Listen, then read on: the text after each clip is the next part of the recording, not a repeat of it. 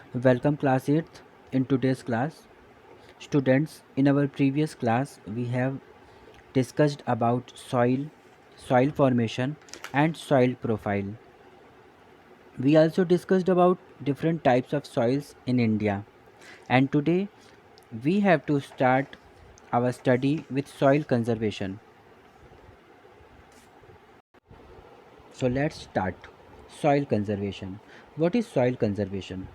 The protection of soil from physical as well as chemical deterioration is called soil conservation. Soil को किसी भी वे में protect करना, बचाना ही सॉइल कंजर्वेशन कहलाता है। हम सॉइल को फिज़िकली प्रोटेक्ट तो करते ही हैं, साथ ही साथ हम उसके केमिकल लॉसेस को भी ध्यान में रखते हैं और इस तरह से हम सॉइल का प्रोटेक्शन करते हैं। इस पूरे प्रोसेस को सॉइल कंजर्वेशन कहा जाता है। क्लियर? इंडिया में ही नहीं, पूरे वर्ल्ड में हम डिफरेंट टाइप्स के मेथड्स को यूज़ करते हैं फॉर सॉइल कंजर्वेशन। हम सॉइल को इरॉड होने से बचाते हैं, सॉइल की फर्टिलिटी को एनहांस करने के साथ साथ सॉइल की फर्टिलिटी को एग्जॉस्ट होने से बचाने का ये जो भी मेथड होता है वो सब कुछ सॉइल कंजर्वेशन में इंक्लूड होता है।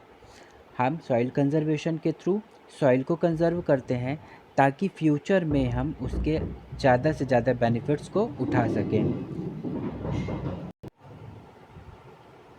सम methods for soil conservation are afforestation. जो सबसे पहला और सिंपल मेथड है सॉइल को कंजर्व करने का वो है एफॉरेस्टेशन। हम इसे एक सबसे ज़्यादा इफ़ेक्टिव मेथड मान सकते हैं जिससे सॉइल को कंजर्व किया जा सकता है। सॉइल से के इरोजन से बचाने के लिए अफॉरेस्टेशन बहुत हेल्पफुल होता है। इसमें हम डिफरेंट टाइप के ट्रीज़, सर्ब्स और ग्रासेस को प्लांट करते हैं।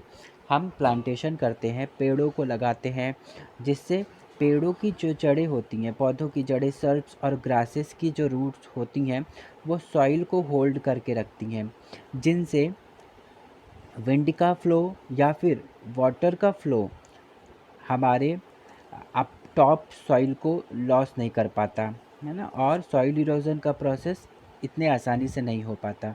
इसलिए जितना ज़्यादा हम अफॉरेस्टेशन करेंगे, जितना ज़्यादा हम प्लांटिंग करेंगे, ट्रीज़ लगाएंगे, उतना ही ज़्यादा अच्छे तरीके से हम सॉइल को कंजर्व कर पाएंगे for our future. Second method is checking overgrazing. Overgrazing क्या है?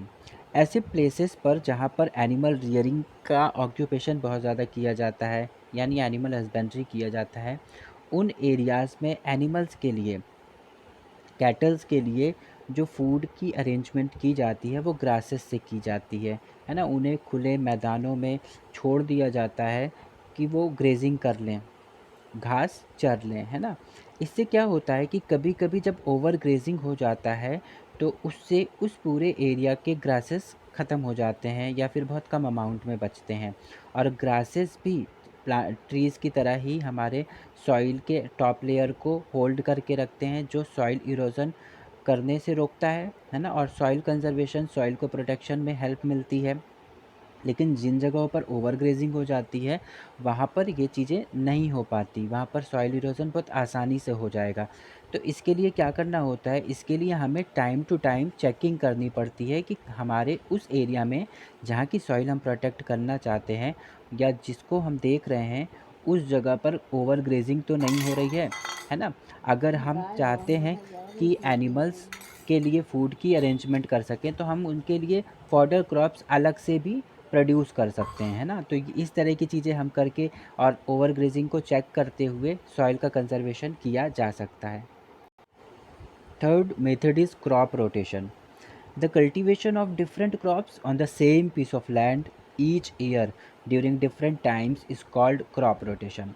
क्रॉप रोटेशन क्या होता है कि जब हम सेम पीस ऑफ लैंड पर पूरे साल के अंदर एक पर्टिकुलर पैटर्न में क्रॉप प्रोड्यूस करते हैं, है ना, क्रॉपिंग करते हैं, इसे हम सॉइल रोटेशन कहते हैं। मतलब कि हम पहले एक क्रॉप कोई भी लगाते हैं, फिर उसके बाद दूसरे टाइप का क्रॉप, फिर तीसरे टाइप का क्रॉप, और इस तरह का एक साइकिल चलता है। पूरे साल में हमें पता होता है कि हमें अब क्रॉप जो टाइप, जिस भी टाइप की क्रॉप लगाना है उसे चेंज करना है और दूसरे क्रॉप को लगाना है। तो इस तरह का जो हम काम करते हैं, ये जो प्रोसेस करते हैं, इसे हम क्रॉप रोटेशन कहते हैं।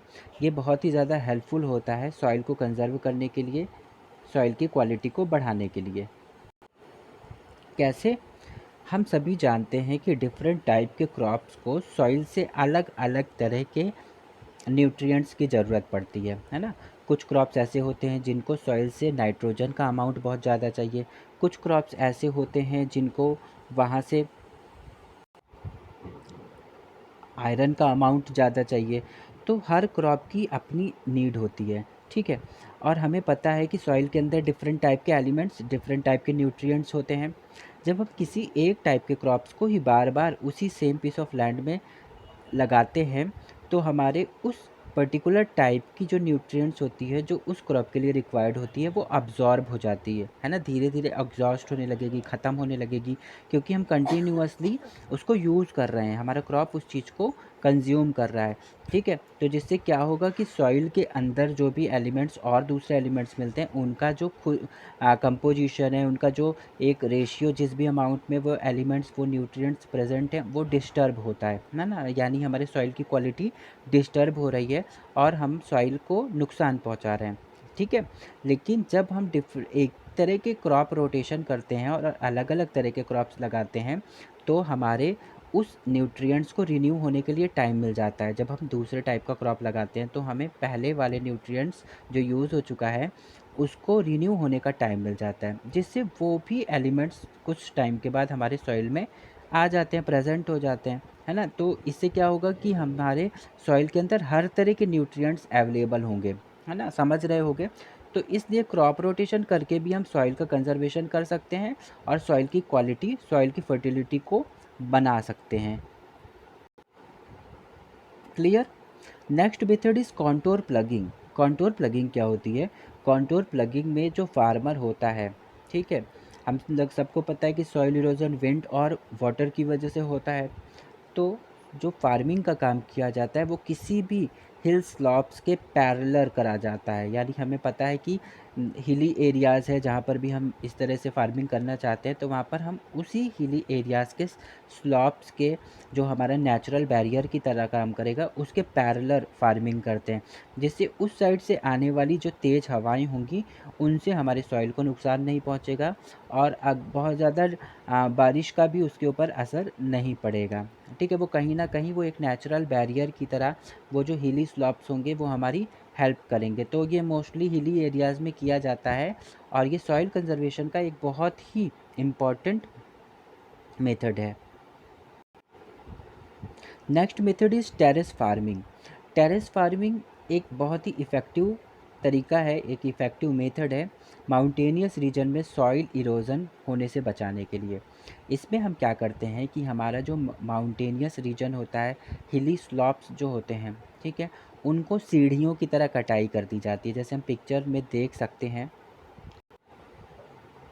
ये हिली एरियाज़ जिनको काट के कटाई करके सीढ़ी नुमा स्ट्रक्चर में बनाया गया है और हर इस फ्लैट पर, यानी एक ढाल और फिर उसके बाद जो एक फ्लैट एरिया जो ग्रीन दिखाई दे रहा है, उस पे हम फार्मिंग करते हैं, ठीक है। इससे क्या होगा कि जो पहाड़ी इलाकों में, माउंटेनियस रीजन्स में जब रेनफॉल होती है, तो एक जो स्लाइड करके रेन बहुत फास्ट होकर नीचे की तरफ आएगा और सॉइल इरोड करता हुआ वो नीचे की तरफ आएगा, है ना। लेकिन जब हम इस तरह का कुछ स्ट्रक्चर तैयार कर देते हैं, तो इतने आसानी से स्लाइड करके वाटर या हमारा टॉप सॉइल जो ऊपर माउंटेन के टॉप पर है, वहाँ से नीचे की तरफ नहीं आ पाएगा, इतने आसानी से नहीं आएगा, है ना।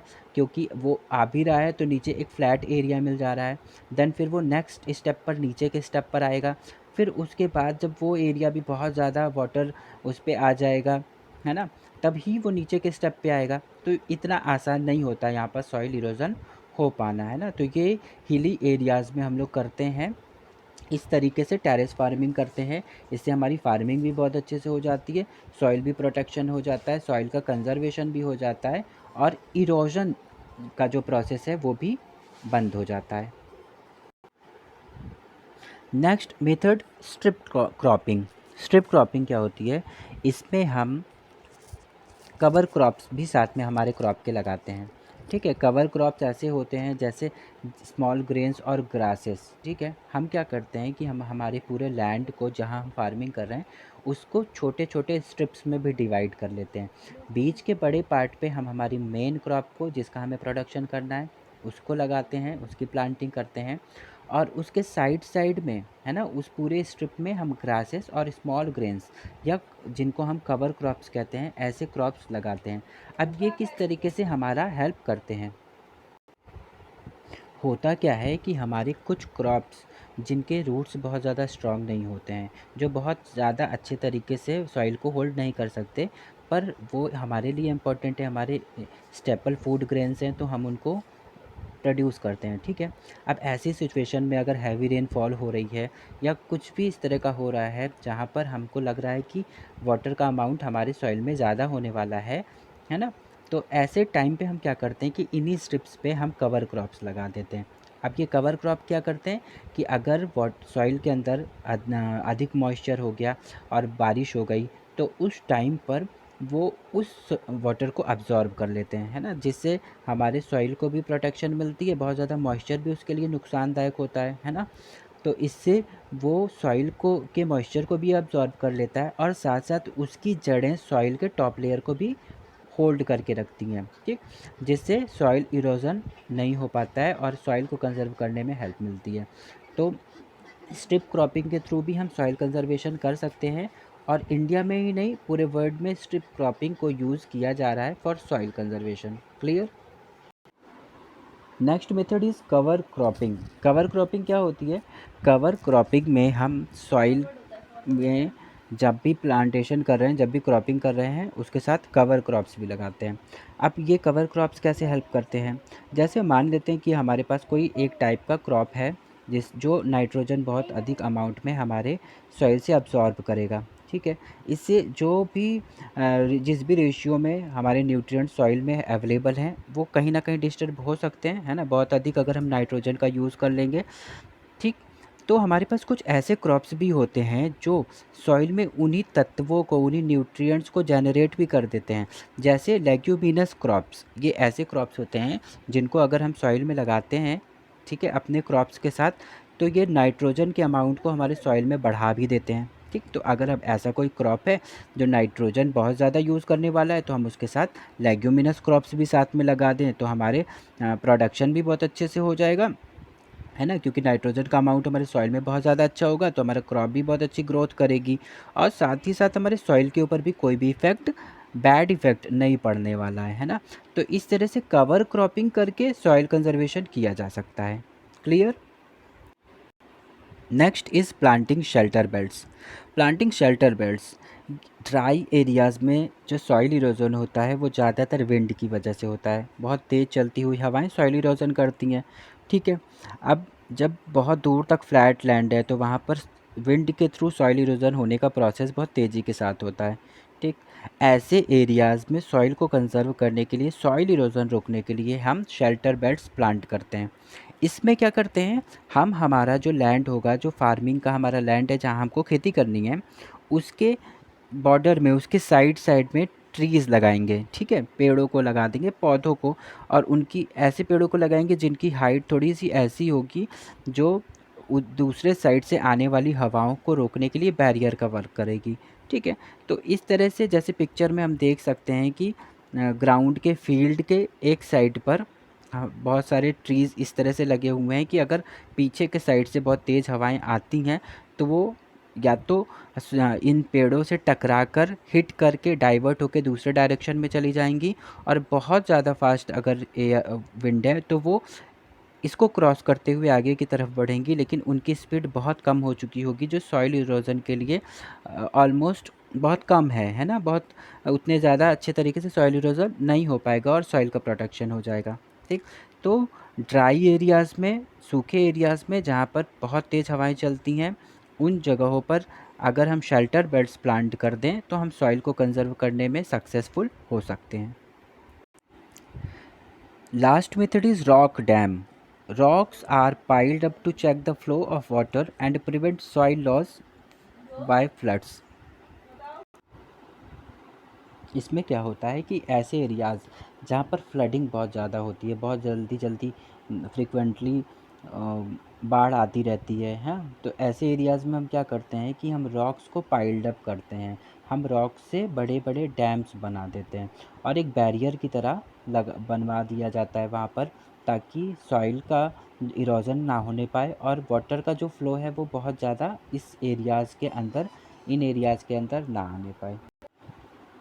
जैसे हम इमेज में देख पा रहे हैं कि हम बीच में हमारे फील्ड और ऐसा एरिया जहाँ से वाटर के आने के चांसेस बनते हैं, उनके बीच में हमने रॉक्स का एक बैरियर बना दिया ना, वॉल की तरह एक कंस्ट्रक्ट कर दिया है हमने एक बैरियर को, तो जिससे फ्लडिंग के जो चांसेस है वो कम हो जाते हैं ना, और हमारे सॉइल की फर्टिलिटी जो है वो ड्रेन्ड आउट होकर कहीं और नहीं जाती, या फिर बहुत ज़्यादा मॉइस्चर की वजह से डिस्ट्रॉय भी नहीं होने पाती।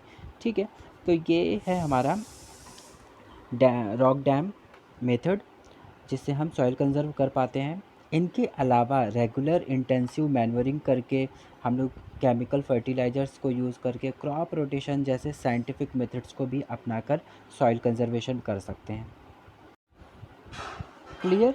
तो आज हम लोगों ने पढ़ा कि किस तरह से हम हमारे नेचुरल रिसोर्स सॉइल को कंज़र्व कर सकते हैं, उसको सॉइल इरोजन, लीचिंग जैसे प्रोसेसेस से बचा सकते हैं, और अपने फार्मिंग में प्रोडक्टिविटी को कैसे हम बढ़ा सकते हैं। ठीक है? नेक्स्ट जो हमारा नेचुरल रिसोर्स है वो है water. Water is also an important natural resource. हम लोग हमारे नेक्स्ट क्लास में पढ़ेंगे वाटर के बारे में, then water resources in India and how we conserve our water resources. In homework you have to frame very short answer type questions, at least 10 questions frame करने हैं with answer and send it in your class group. Now we will meet in our next class. Till then, take care and have a nice day.